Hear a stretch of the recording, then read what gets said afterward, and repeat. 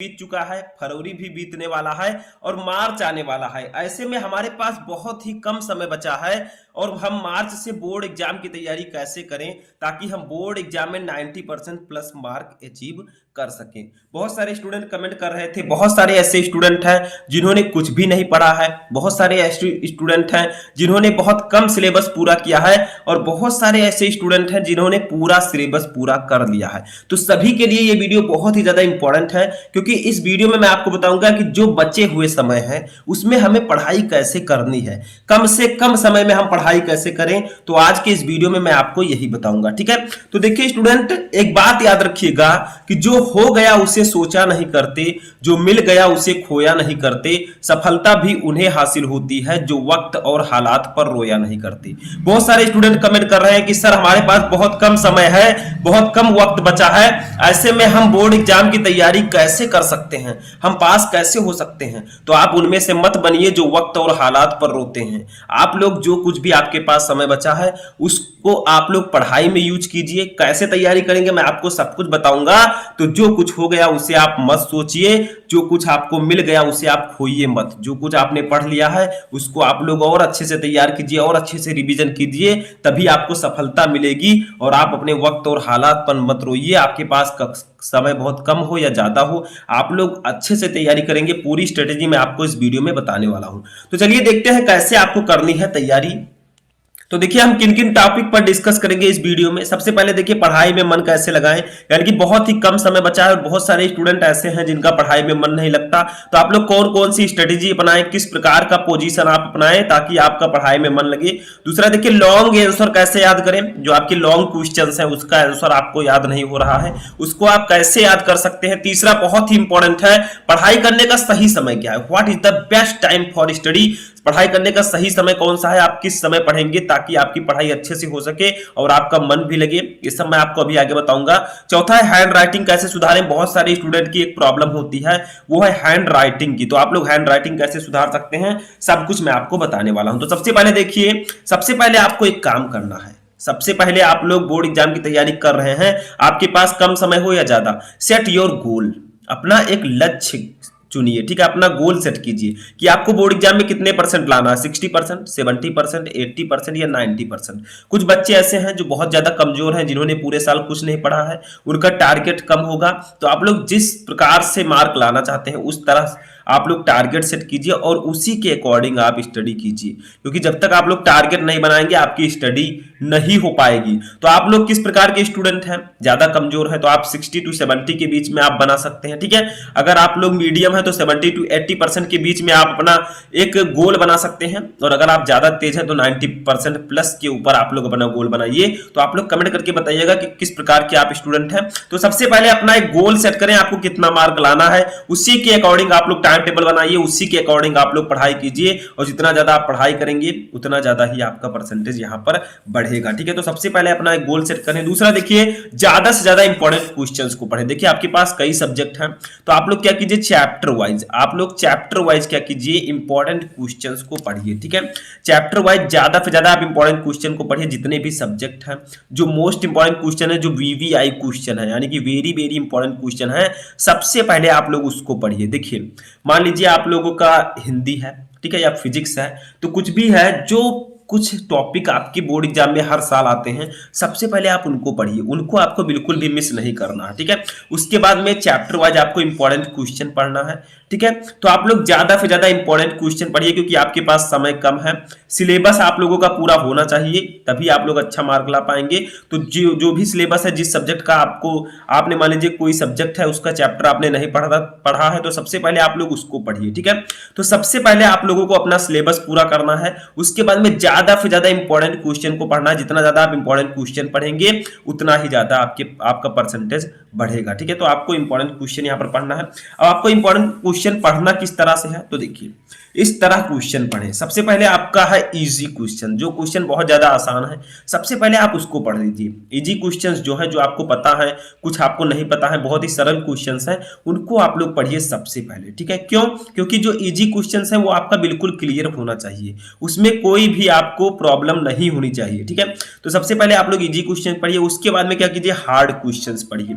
जो question hard है ज्यादा उसको आप लोग पढ़ने का प्रयास कीजिए। बहुत सारे बच्चे हैं कह रहे हैं कि सर जो लॉन्ग क्वेश्चन है वो मुझे याद नहीं होते, तो कैसे याद होगा बताइए। जब तक आप लोग लॉन्ग क्वेश्चन किस प्रकार से आप पढ़े, मान लीजिए लॉन्ग क्वेश्चन आपको याद नहीं हो रहा है तो आप लोग कॉपी लीजिए, ठीक है। जो भी सब्जेक्ट हो, हिंदी हो इंग्लिश हो, आप लोग कॉपी लीजिए, उस लॉन्ग क्वेश्चन के आंसर को लिखिए कॉपी में, ठीक है। इससे दो फायदा होगा। मैंने आपको अभी बताया कि हैंड राइटिंग कैसे सुधारें, तो इससे आपका हैंड राइटिंग भी अच्छा होगा और उसके बाद में आपको लॉन्ग क्वेश्चन का आंसर भी पता चल जाएगा, वो याद हो जाएगा, ठीक है। कोई भी चीज अगर आपको याद नहीं हो रही है, छोटी से छोटी या बड़ी से बड़ी चीज, ठीक है, उसको आप लोगों का एक ही तरीका है याद करने का, वो तरीका है लिखकर आप लोग याद करें, ठीक है। मान लीजिए कोई टॉपिक है वो आपको याद नहीं हो रहा है तो आप लोग लिखें, ठीक है, और उसको याद करें, ठीक है। लिखकर याद करेंगे तो आपको वो टॉपिक बहुत ही जल्दी याद हो जाएगा।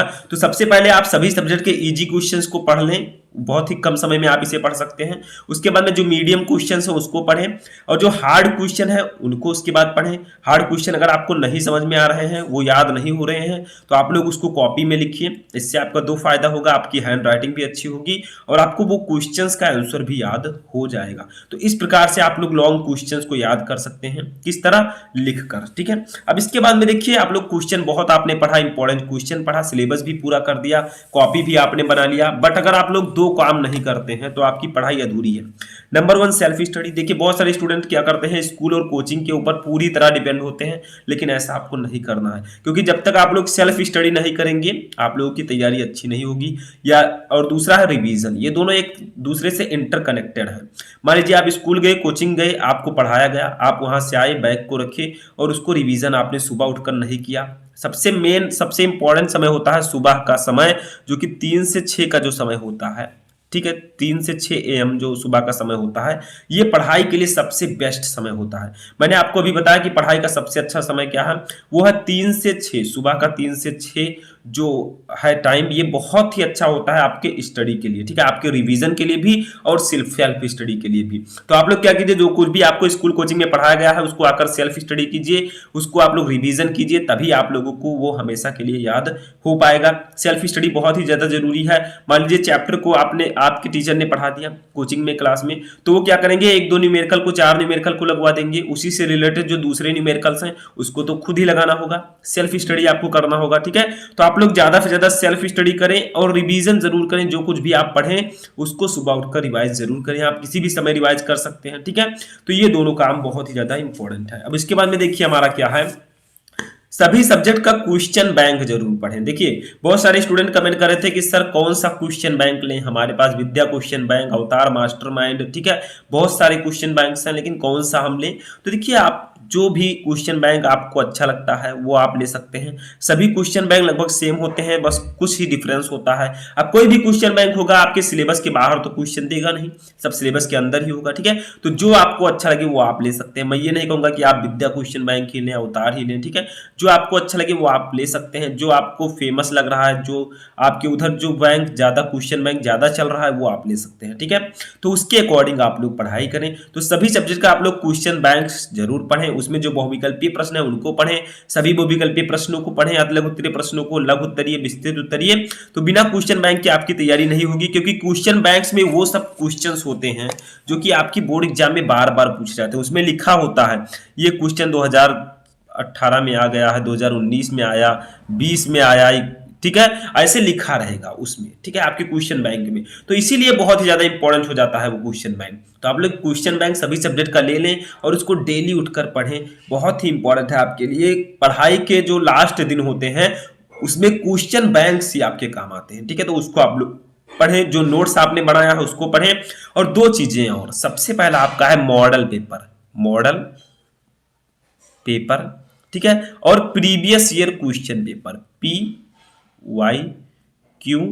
यानी कि प्रीवियस ईयर क्वेश्चन पेपर, ये दोनों आपको जरूर पढ़ना है। यानी कि जो मॉडल पेपर्स हैं आपके बोर्ड एग्जाम के सब्जेक्ट के, उनको सॉल्व करना है, और जो प्रीवियस ईयर क्वेश्चन पेपर है उसको सॉल्व करना है। ये आपको कहां मिलेंगे, पिछले साल के क्वेश्चन पेपर आपको अनसॉल्व पेपर में मिल जाएंगे, आपके मार्कर में अनसॉल्व पेपर आया होगा, उसको अगर आप ले लेंगे, आप लोग उसको सॉल्व कीजिए, क्योंकि जो पिछले साल के क्वेश्चन पेपर्स हैं उन्हीं से क्वेश्चन उठाकर आपके बोर्ड एग्जाम में दे दिए जाते हैं और आप उसको सॉल्व नहीं कर पाते हैं। ठीक है, तो वही आपको करना है। आपको ज्यादा से ज्यादा मॉडल पेपर और प्रीवियस ईयर क्वेश्चन पेपर्स को सॉल्व करना है, सैंपल पेपर्स को सॉल्व करना है। तो इस प्रकार से अगर आप लोग तैयारी करेंगे तो आप मार्च से भी पढ़कर बोर्ड एग्जाम में 90% प्लस मार्क अचीव कर सकते हैं। ठीक है, तो इस प्रकार से आप लोग अच्छे से तैयारी कर सकते हैं। ठीक है, तो कैसा लगा आपको वीडियो कमेंट बॉक्स में बताएं। हम मिलेंगे नेक्स्ट वीडियो में नेक्स्ट टॉपिक के साथ। तब तक आप लोग अपनी तैयारी करते रहें।